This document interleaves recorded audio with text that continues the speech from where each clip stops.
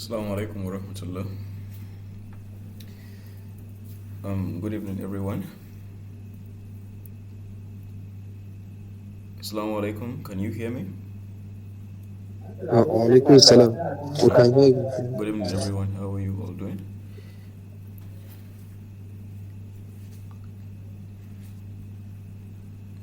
Now, can you all hear me, please? We can all hear you. Okay. Can hear So, you. co-hostess here, Madam Aisha. Welcome aboard.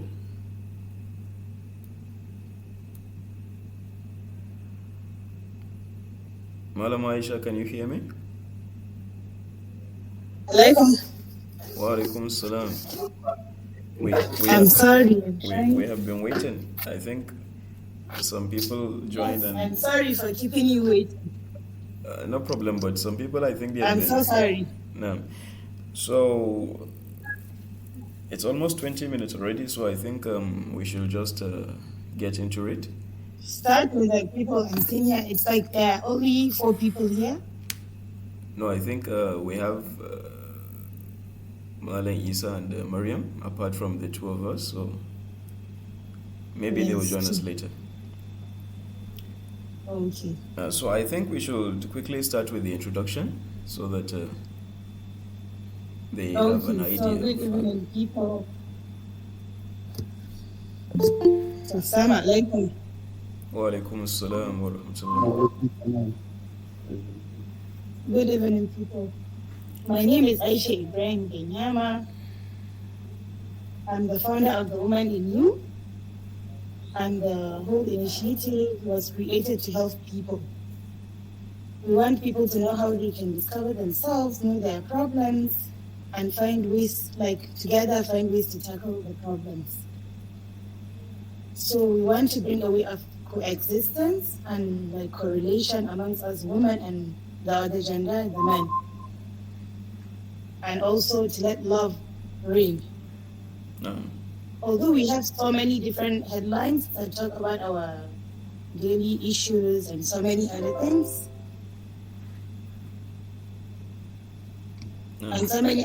so we have part of our headlines, we have marital issues and so many other issues. So today we are here to talk about, it's a marriage talk series that we are here to talk about bridging the gap in understanding. So I'm actually going to as I already mentioned. Thank you very much for the introduction. So, like she said, she is the founder of the Woman in You, which I'm sure that most of you or some of you are already part of the group and also the conversation that goes on there. So, I'm Imam Muhyidiyn, and we together at the Muhyidiyn E-Learning Institute. This is not something that we normally talk about, because most of the talks that we have are always centered around entrepreneurship and business, something like that. But there was a need, or there has been a need, to join this form of conversation that has to do with marriage and understanding what marriage is all about. So I think we are living in a society today that the whole idea or the concept of marriage has been distorted to a very to a certain degree, that it's something is not adding up when it comes to marriage. The whole concept, the whole idea of marriage is totally misunderstood. So I don't know, maybe within the time that we have today, we are going to be able to figure out how we can have a better understanding of the whole concept of marriage. Yes, so this series is broken down into two, today and tomorrow. So today we are going to address the issue that has to do with finding the right partner and other things that lead up to marriage itself. Then by tomorrow, inshallah, we are going to look at some marital issues that take place, that is after marriage, and how we can also have a better understanding. It's the whole talk, it's centered or it's focused on bridging the gap in understanding. Yeah, so Yes. I don't know if anyone has a question maybe before we get started. Then we can tackle that, then we can move on. Is there any question? Okay, so I think we should get started. So it's going to be an interactive session, please. It's not going to be a one-way communication. So it's going to be an interactive session. Yeah, I might ask some questions and I will expect someone to answer. So what is the understanding of, what do you understand when we are talking about marriage? What comes to mind when we talk about marriage? From those that are present, please. Actually, Assalamualaikum. Wa alaikum assalam. Walaikum salam. My name is Ibrahim. Um, I'm currently studying in Venice. um, What I think of what marriage is, I think it's a union between two people that really understand each other, so that we can live together as a partner in a relationship. So that's what I think of marriage. Yeah, that's a very good understanding of marriage, because you brought the topic of understanding itself. Yes, but I think today what most people think marriage is all about the aesthetics, the glamour and the celebration and all that. It's not about the essence of marriage itself, which has to do with understanding. Yeah, so let's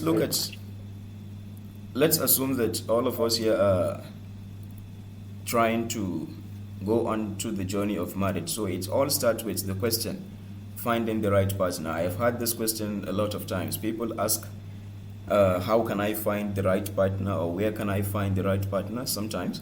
So this question itself, I find it right and wrong at the same time.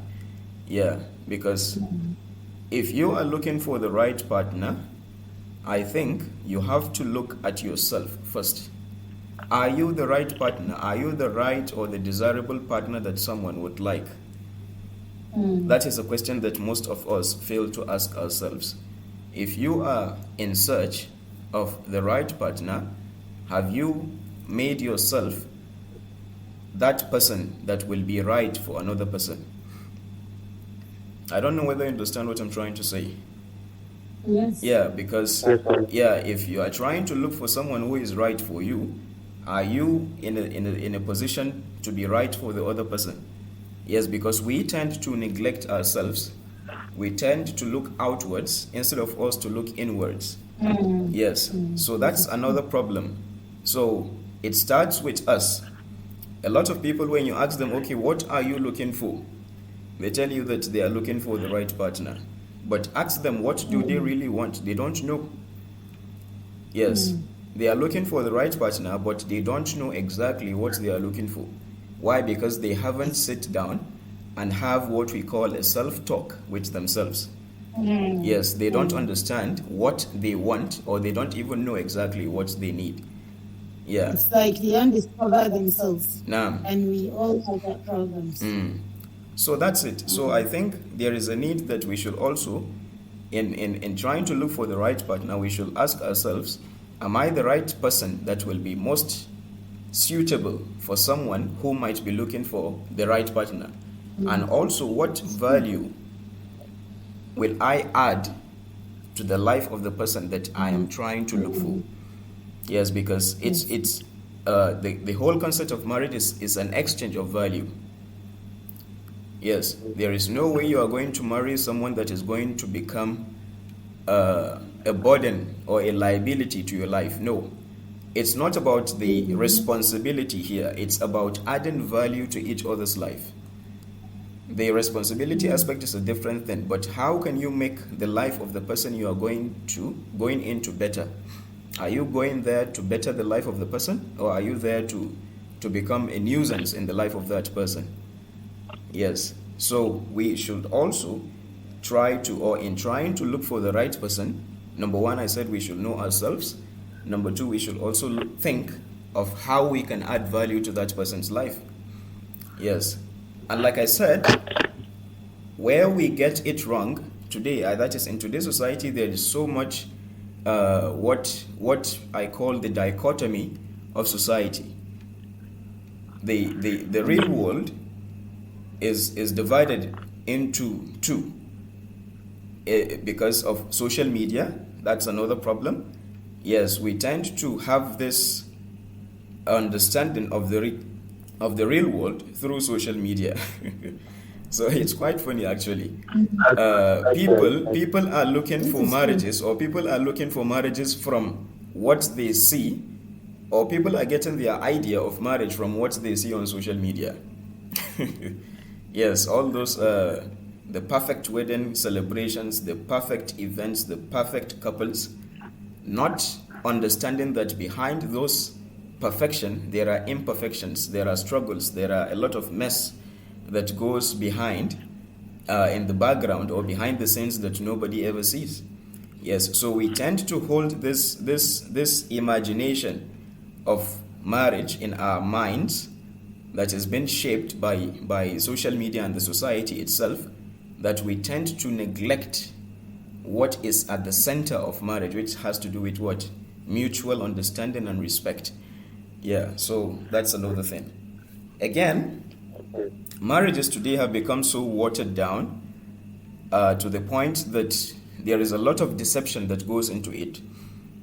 Yes, and this deception has to do with a person not knowing himself, and also a person not being honest with himself.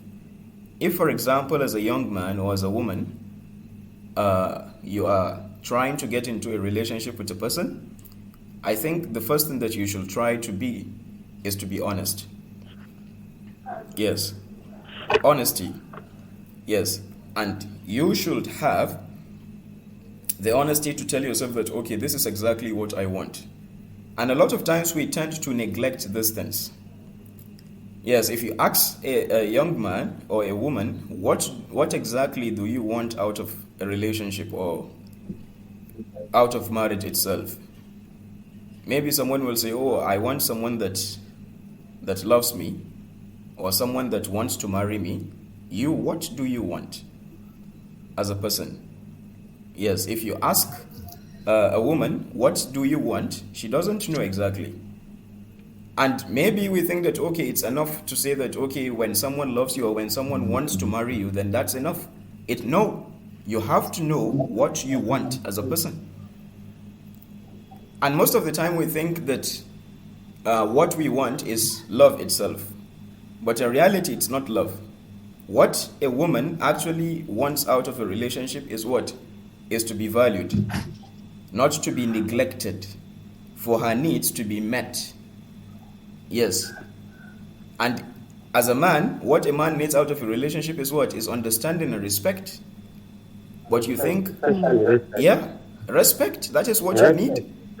So you think that maybe you need someone that loves you. Yeah, love is something, we can call it maybe the cherry at the top. But that is not the essence. No matter how you love a woman, if she disrespects you or she doesn't understand you, then there's bound to be problems. Yes, some marriages are already set up for failure even before they embark on the journey of marriage itself. Why? Because there are clashes in understanding. There are clashes in not knowing what they want. Yeah, it's more than the facial or the physical appearance or whatever. It goes deeper. I think the topic of marriage is being treated so lightly. As a man, you don't sit down and have a deep thought about the choices that you make when it comes to marriage. The same thing applies to the woman. Yes, it's not enough for you as a woman to say that. It's not enough, please, I think. It's not enough as a woman to say that he wants to marry me. No. Do you want to marry him? And what do you expect from him? Yeah. Yes, we, for example, as men or as male, we have, we can call it standards or expectations that we have of who our wives should be. But I think the women have narrowed down, or they have made their own standards or choices so low that they don't tend to consider that for a number of social reasons, of course. Yeah, because there are, and also a lot of reasons apart from the social one. Yeah, because the way the society looks at marriage itself, a female has a sort of like a timeline. Yeah, maybe if she doesn't get married at this point, then it becomes a problem, something like that. So she just have to Even get married to whoever decision making, comes. Now? even when making decisions. Yeah, like of course. the Even when woman, making decision. yes, No. they are not entitled to their decisions. It's like you have to go through, like the father has to make decision for the daughter, even if she is big enough to make decisions for herself. Of course. For herself too. And it is not Yeah, Islamic. even if the father is late, the brother has to be the one to take over. It's So true. it's like the woman, like the woman's life is like dominated It's by the family, and like kind of making the woman's life so oppressive. miserable. in a Of way. course. It's miserable. Yes. Yeah, it's true. I know a lot of cases that you see a woman or a girl telling you that she doesn't want to marry this person, but her parents are shoving it down her throat. Yes. And she doesn't have a forced into choice. the marriage. Oh. Yeah, a lot of marriages are taking place like that, and it becomes a struggle, a lifetime struggle. Yes, and maybe at some point, if the pressure cannot hold on any more, then the marriage dissolves. And then she has to deal with the shame of being a divorcee or someone who isn't patient enough to stay So in the her husband's levels in the house. society. Yeah, it becomes a problem again. So that's one thing. So, like I said, as individuals, whether as a man or a woman, you should have a clear understanding of what is it that I want and what is it that I have to offer the person that I'm trying to And also, go into and marriage with. also, and culture also play a vital role in that. Regarding to the previous issue you said, Yeah. if the female are not being given the opportunity to decide on what they want, culture also play a bigger role in that. Yeah, I can say that. of course. Yeah. Of course. It's a problem, actually, in a society. It's a problem. Yeah. So also, like we said, it's not only about the superficial aspect. We have to go deeper.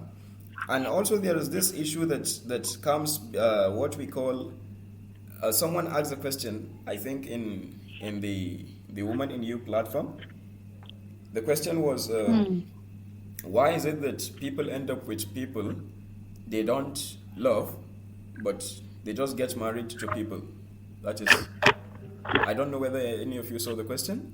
So I tried to answer the question that there is a difference between love and wants or needs. So people get married to people that can meet their needs, not necessarily those that can be able to give them the love that they need or they want. Yes, maybe it can be material to some extent. Yes. So there is also, even when two people, for example, agree to go in a relationship built on love, there are a lot of things that has to do with the needs. The moment that those needs cannot be met by maybe one of them, or the two of them are not able to meet each other's needs, then it becomes a struggle. It becomes a battle of what? Of frustration, resentment, and all those kind of things. And these needs, it's not all about the money sometimes. Like we said, we are trying to build a gap of what? Of understanding that has to do with marriages. So the way that a man thinks of needs is quite different from the way that a woman thinks of needs. Yes, this is built in the psychology. Let me use that. Yes, because some of the time men think that if they are able to provide the basic needs or the essential needs of the family, then he is done with it, which is not true actually. Needs or wants of a woman goes deeper beyond the material needs. Yes, there is a need for connection, there is a need for security, there is a need for that emotional compatibility. Yes. A lot of men are at fault when it comes to emotional compatibility.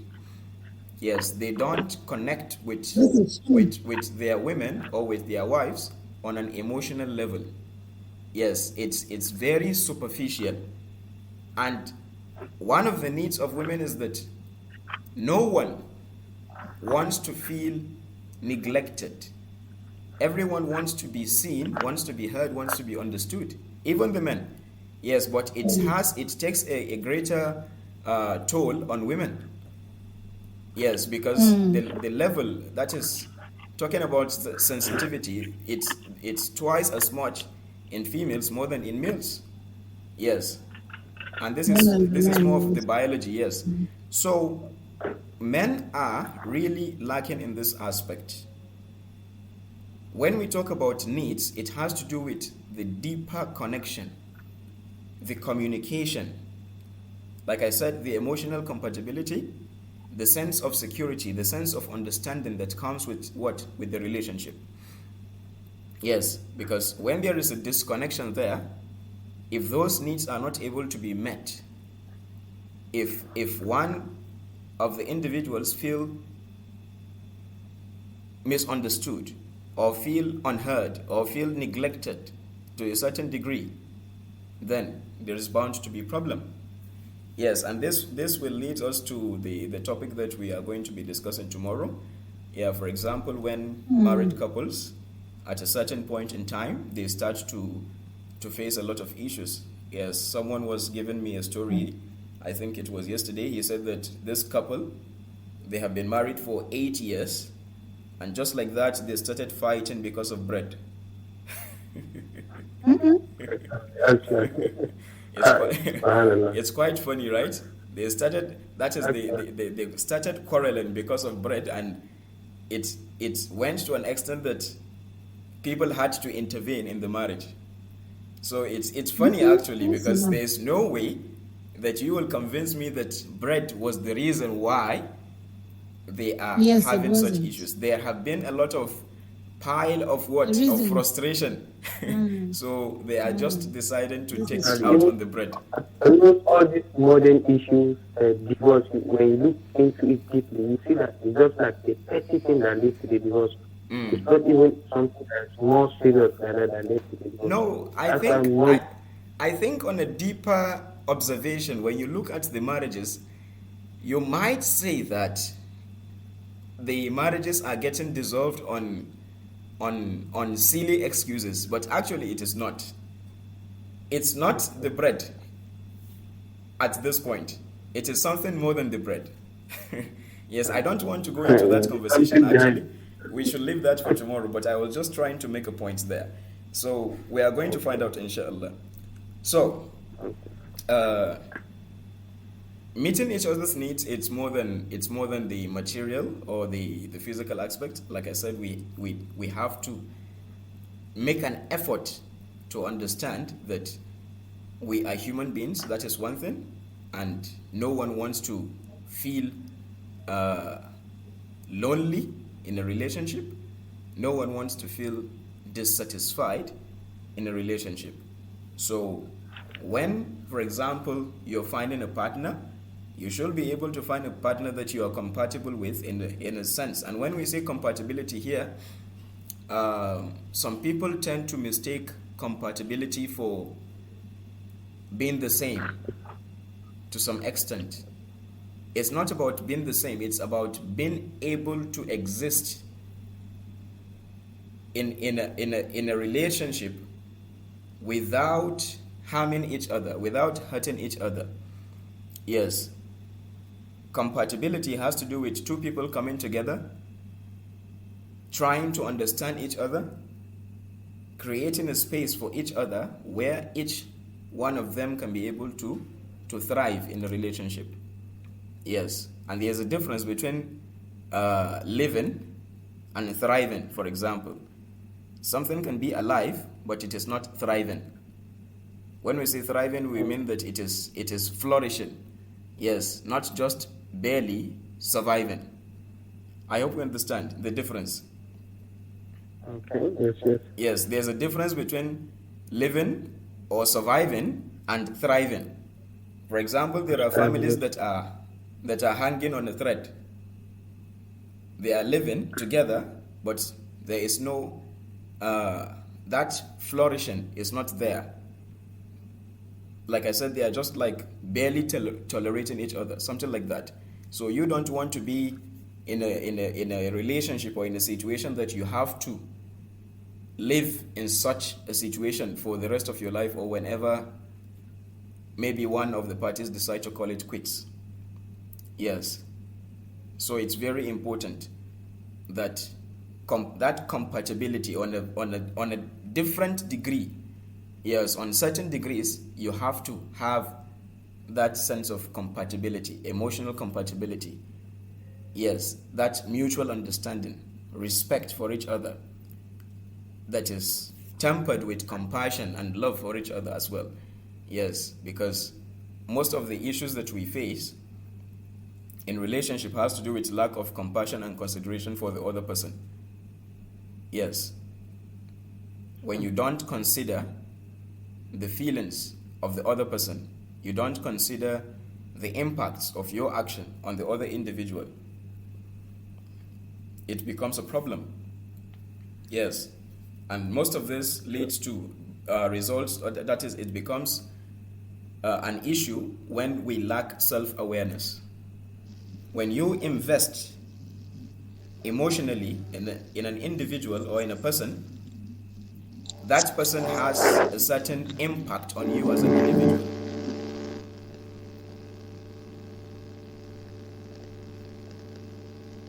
Now, so did we get the last point before? I said when you invest emotionally in an individual, that person has an impact on you beyond your own imagination, for example. Yes.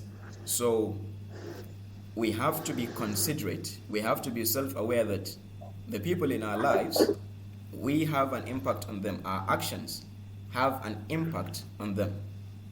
Yes. So a lot of those problems, or some of the problems in marriages, arise from what? From the lack of compassion and the lack of consideration of the other person. Yes, I'm not saying that you should not consider yourself, but at least make sure that you are not going to hurt yourself and you are not going to hurt other people. Yes, so compatibility has to do with coming together and creating an environment whereby two people can be able to live together and flourish or thrive together. Yes, without each of the parties hurting the other one. Yes, so that's it. So, like I said at the beginning, I said marriage today we have a kind of myopic vision for marriage. Yes.